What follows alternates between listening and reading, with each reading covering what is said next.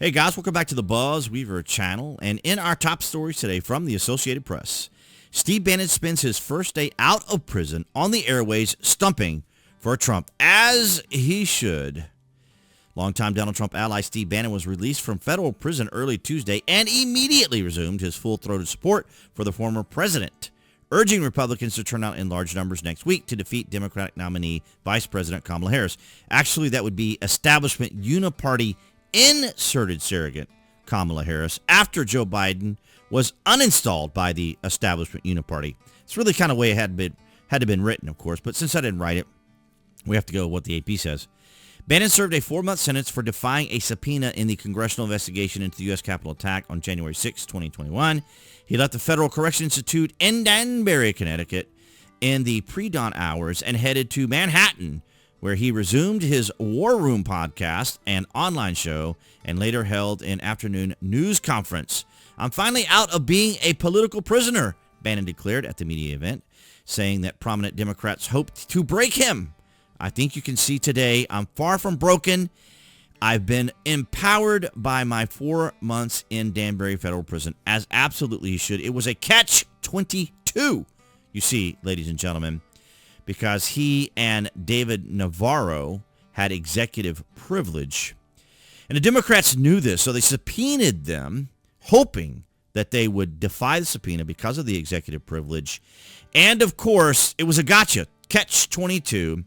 So whether they came in, if they came in, for example, and then were answering the question and say, "Aha, you're in defiance of the executive privilege," or, "Aha, you didn't come in, you defied our subpoena, so we're going to arrest you." So they had no other option, which is absolutely ridiculous. And I had that other topic here, but I just covered here, right here. So how Bannon and Navarro tried to use the Trump strategy to avoid jail. Well, they were given executive privilege for a reason. And it was exploited by the Democrats because, ladies and gentlemen, to put it very simply for what we've been covering here about all this lawfare, they're just evil. Because they know better, they know what's going on, they willfully do these things because it's absolutely absurd, and this is what they do. And this is why I support Donald Trump. For all those wondering, I know my friends on the left are constantly telling me, I'm part of the cult, I'm part of the Trumpsters, I'm part of the... No, I am for anyone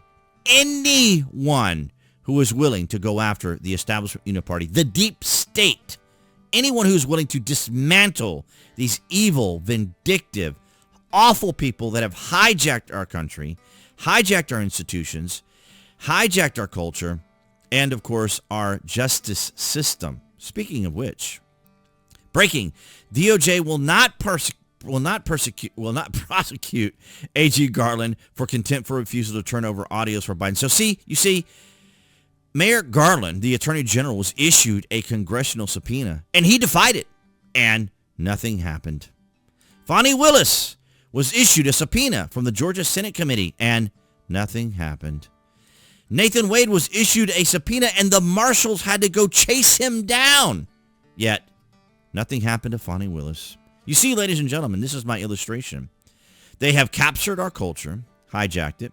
They have captured our institutions, hijacked it, and our justice system. Exactly. Mueller report finds no evidence of Russian collusion. All right? Donald Trump so the Senate acquits Trump for inciting Capitol riot, even as bipartisan majority votes to convict. Exclusive. FBI finds scant evidence U.S. Capitol attack was coordinated. Sources. From the time. Joe Biden, sharp as attack, of course. And then, of course, now that Joe Biden is president, the Times finally admits Hunter's laptop is real. That's right. It's finally real. When they say so. Donors, here we go. Joe Biden, sharp as attack. Donors to pro-Biden super PAC are set to withhold roughly $90 million. Yes, that's right.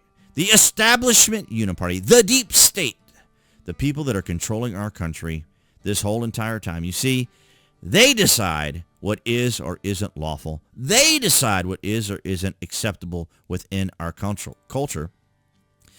Kavanaugh accuser admits she fabricated allegations as a ploy for attention. So they drug out here Christine Blasey Ford by Diane Assault Rifle Feinstein. And it was all yet another contrived lawfare show trial by the Democrats, of course, to smear Brett Kavanaugh, as they continue to smear Donald Trump, as they continue to smear anyone associated with Donald Trump, and make all these associations, connect all these dots. And I think the American people, after all these examples that I've just given you, are starting to realize what's actually unfolding. And that's why I'm going bullet point by bullet point each one of these tabs to show you the absurdity. And, of course, Shark Tank Kevin O'Leary goes after Letitia James and Judge Engoron because, of course, again, in another situation of fraud, which was contrived, to suggest that somehow Donald Trump was able to undermine and gouge Deutsche Bank. Deutsche Bank, a large major world bank that donates or lends millions of dollars, as though Donald Trump was going to hoodwink them somehow. And Engoron used an old outdated price gouging statute to go after Donald Trump. And Kevin O'Leary here, of course, explains in plain language that, in fact, what Donald Trump did is exactly what all real estate agents do. Deutsche Bank was paid. The buildings were built. The insurers were paid. Everything was done, and Trump paid the loan. There was no fraud. No one complained. It's absolutely ridiculous. And Deutsche Bank even said they want to do more business with Donald Trump. But that wasn't the scheme. That wasn't the plan. The whole entire plan during this whole entire time, as we have talked about here on the BuzWeaver channel, was to make Donald Trump look as bad as possible, to make him look like a one-dimensional villain, to make him look like a criminal.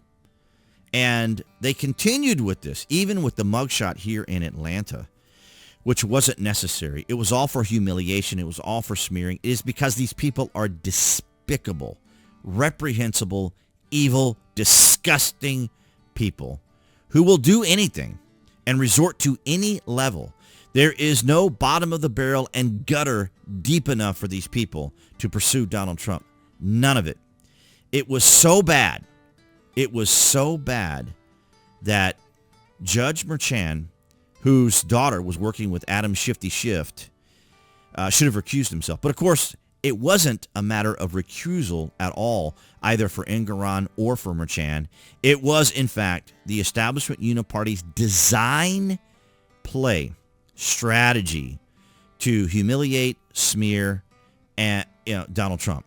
So you have here individual jurors were allowed to provide a verdict, which is absolutely not the way our legal system works. But like I said, who's going to stop them?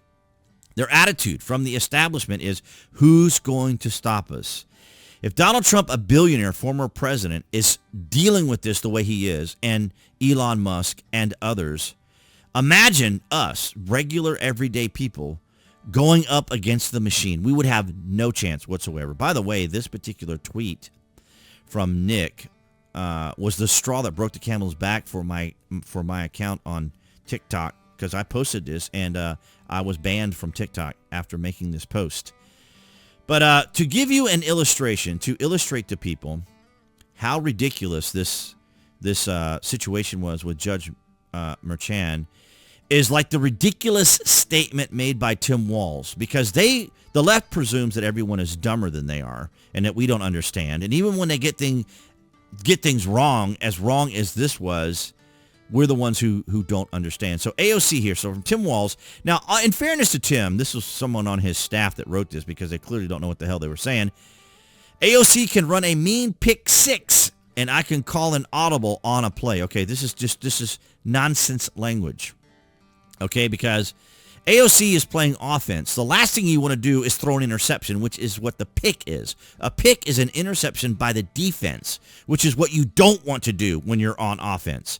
And then the six is them making the touchdown from having intercepted the ball. So the idea that AOC's offense would intentionally and willfully throw an interception to the defense so the defense can score is ridiculous.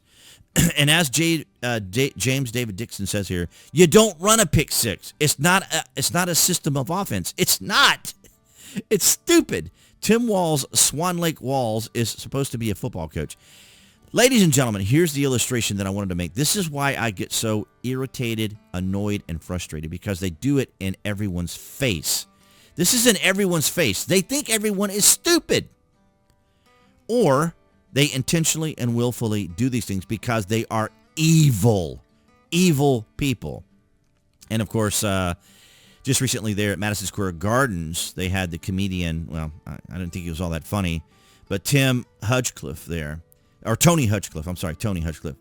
And 90% of the people there probably didn't even know who he was. And, of course, George Lopez can mock Mexicans. And the association that CNN made, of course, was because Lopez himself is Mexican. But I don't see how that would be any particular reason to suggest that a comedian making a statement such as that, because they're edgy. That's what comedy is. It's edgy. It's also insulting sometimes, and that's just part of the comedy style. But ladies and gentlemen, that's why I wanted to go through each of these particular segments to illustrate. Here we are.